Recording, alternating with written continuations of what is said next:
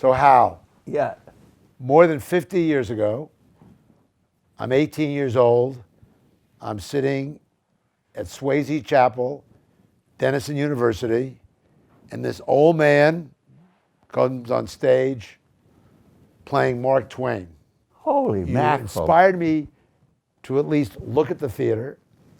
And 52 years ago, my life moved to the right because of you performing a role I didn't think anybody could ever do. You know, Michael, I'm absolutely blown away. I didn't know this.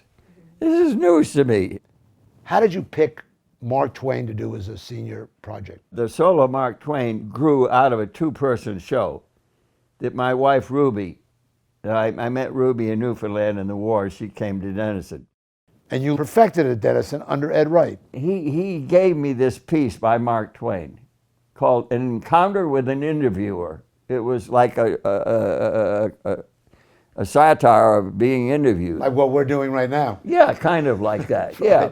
Oh, less friendly, but you know. Okay. And the first performance was in the suicide ward of the Chillicothe Veterans Hospital.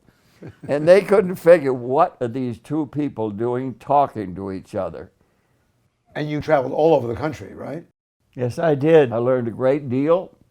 This was 1948, 49.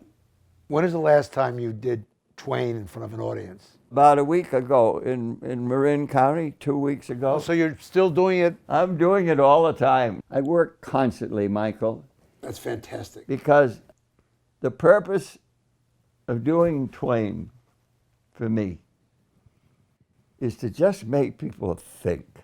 When you were at Denison, did you have to take other courses like philosophy and religion? Oh yeah, not philosophy, but almost. No, I had to take chemistry. The general education that you were obligated to take at a liberal arts college, a lot of people don't understand how important knowing about a lot of things is for whatever one specialty you're going to do later. And I think you cannot be Mark Twain. You cannot be all the characters that you have played and all your award-winning productions if you didn't have knowledge about many things. You're very right, Michael. You struck gold there. You're right. Absolutely right.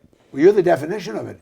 You've played every conceivable role. You learn so much about people when you read history. When you read about people, the whole idea of bad people and good people disappears. What I learned from that performance that night at Swayze Chapel was that performers, whether it's the theater or music or a lecture, never know who's in the audience or what impact you can have on somebody. To think that you were sitting in the audience, I didn't know you were there, and you were listening, and that's.